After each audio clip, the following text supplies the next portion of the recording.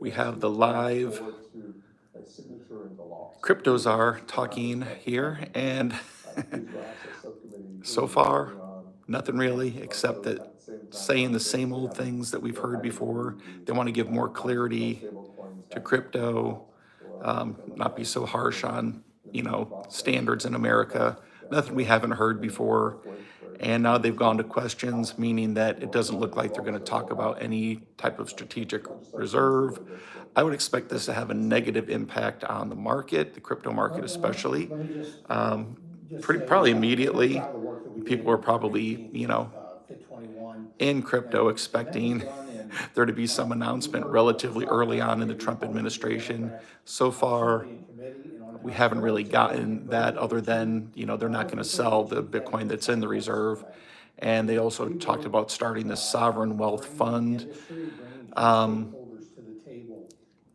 but what exactly does that mean? They talked about buying TikTok and putting that in it. I've never really seen the government buy a business model before. So that's really not something that America is about. It's more about individualism, individuality, and letting, businesses be their own entities and government not being involved in business. So I don't know how that's all going to work out. But I think we're all kind of hoping that there was going to be some sort of a revelation here today as to what this sovereign wealth fund might entail. And we can listen in for a few minutes here, but basically everyone who's on the stage has already spoken. They've given us no real new information, other than they're shoring things up. And which we already knew they were going to be doing anyway, because they want to bring crypto to America and make it a, something to help the economy here. So let's listen in for a minute. Broader conversation should not be about digital assets alone. It's about bad actors doing bad things by any means necessary. Yeah, so here they are, they're just still talking about regulation, bad actors doing bad things. Digital asset perspective is going to be important for us to get to the end of that conversation. But nothing new. I would add, I got to give a big thumbs down to Cynthia Loomis, who's been talking about Bitcoin and crypto and it being in a reserve. And even it was either yesterday or this morning, she tweeted out about this speech today being a positive thing. And with the B for being, the B was a Bitcoin B. And so far, she's just been, I don't know, giving us a lot of hopium, but nothing's really come through on anything that she said so far. Do I believe it will probably happen? More than likely, yes, because as far as saving Social Security and a lot of the other entities in America that are falling behind, they're going to need to do something.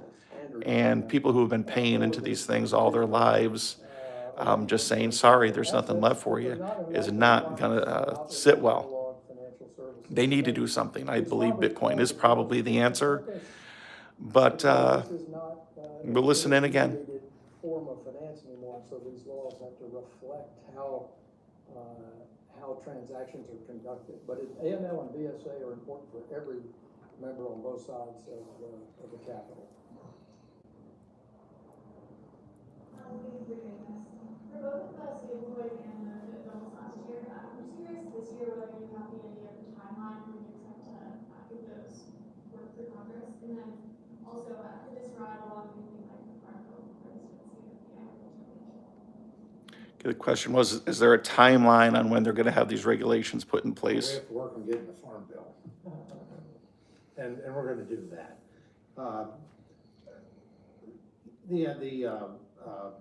The time-wise, I think one of the most important things we're doing now, with every Congress, we have new members that retire or are defeated, and we have new members coming in. So we're starting that now and have started member education. And quite honestly, crypto is not the easiest thing to wrap your mind around. Not everyone comes into Congress with a good full understanding or thorough knowledge, and so member education is what our first goal is here. And then how it times up, it is I think we've shown the ability to be able to move a market structures bill, FIT 21 as a whole, out of the House in the past. I think we're probably in a really good position to when we conclude our our work and preparation this time around to be able to do that. So I don't see this being attached to a farm bill.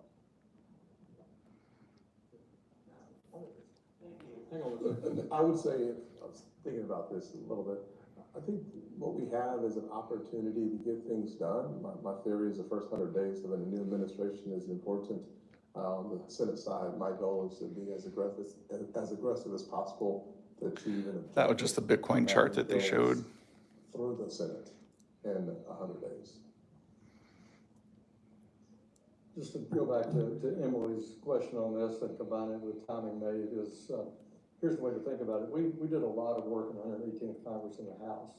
So we're prepared to move forward in the House Financial Services Committee, and I won't speak for Chairman Thompson. My personal feeling is when the market or the economy starts to look shaky, that's when they're going to announce a Bitcoin reserve or something more solid with cryptocurrencies, because that will give everything a boost.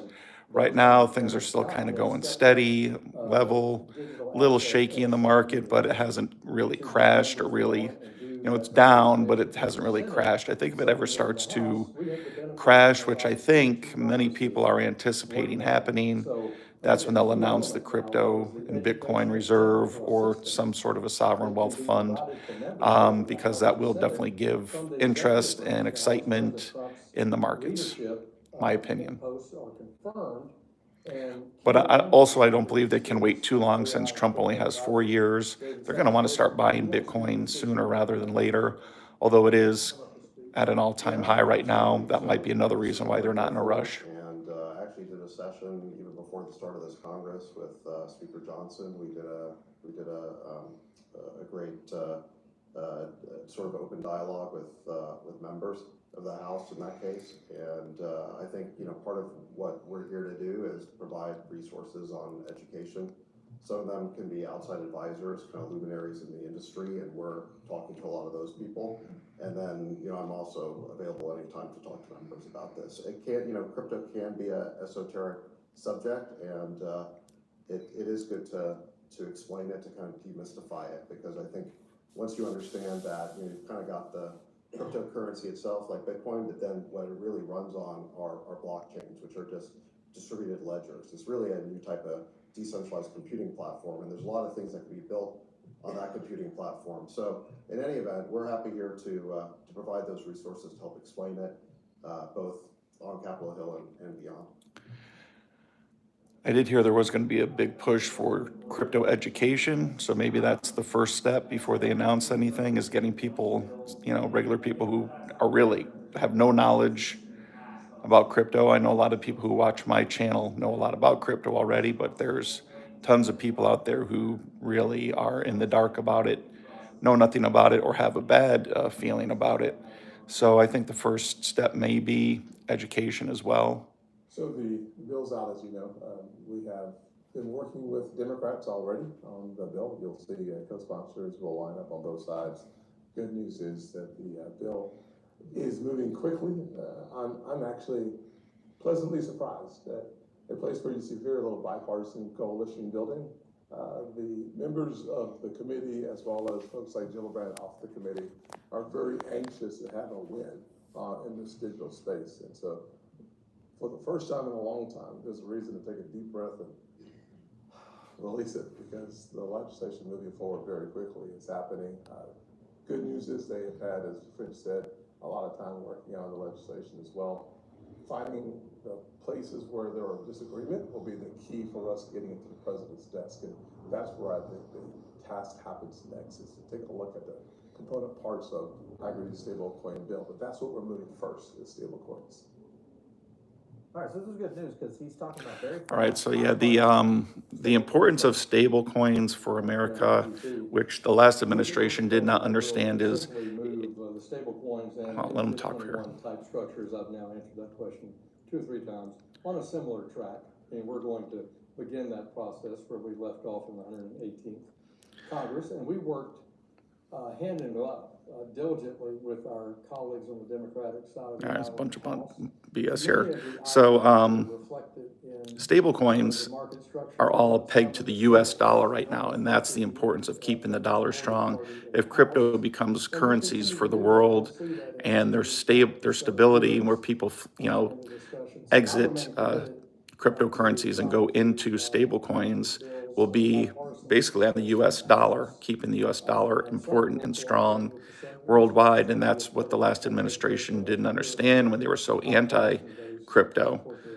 So the first thing it looks like they're looking to do also is just make sure that it's stable coins are tied to the US dollar, because there is a European stable coin now that's trying to be tied to the euro, which has not been very successful. But for the US stablecoin market to be the prime driver, they're going to have to start allowing a lot more freedom of cryptocurrencies and businesses and cryptocurrencies and cryptocurrencies that do use the USDC and Tether. The idea for a Bitcoin reserve. And so that is one of the things, that's one of the first things we're going to look at as part of the internal working group in the administration. So as soon as we get all that set up, we're still waiting for some cabinet secretaries who are on the working group to get confirmed. So we're still in the very early stages of this. Okay. But that's one of the first things we're gonna look at is the feasibility of a Bitcoin reserve. Okay, that's finally something. Funds a little separate. Finally. And you have to talk to Secretary Lutnick, soon to be Secretary Lutnick about that. Finally. Okay, so that's finally some good news. And I don't want to. Okay, so wrapping up. Okay, so they left off. So let's talk about the last thing that he said. And of course, they saved the best for last. So basically, what they're looking to do is wait until they get a few more key members elected into substantial positions. And these are going to be pro-crypto people, I'm sure. They don't want, Elizabeth Warren and her cronies or people who have minds like hers to be on these boards that are going to be making these decisions on reserves and, these types of things, even though I believe the Republicans do have the majority of people already that are pro-crypto. They're just waiting for the last few to get confirmed and get in there. Once they are, then he said they're going to look at a Bitcoin reserve. So that could be within a few weeks by the time these people are put in. We're still waiting on, the big names, the RFKs and Kash Patel and Tulsi Gabbard. So, those are the big names going out right now. But I think, about the time they get pushed through, some of the other more minor people should get pushed through easier. Some of the more crypto people should get pushed through a lot easier. And that is going to be the beginning of them looking into it, which I'm sure they've already looked into it. It's just going to be a matter of what date do they want to actually start this Bitcoin reserve. So I just had a little flash come up on my phone. I don't know if you guys are able to see that, but it said that Bitcoin price dipped.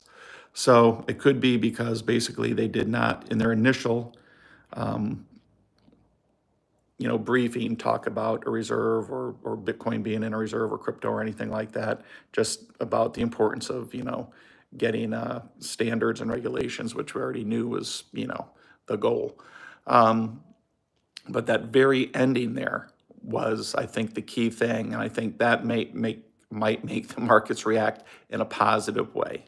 So finally, something good, something positive out of the horse's mouth, not just a tweet, not just, maybe we'll do this, maybe we'll do that. That sounded a little bit more positive to me. I think that should end up helping the market. Although the whole conference before that, I believe, was going to hurt the market. So let's see what happens.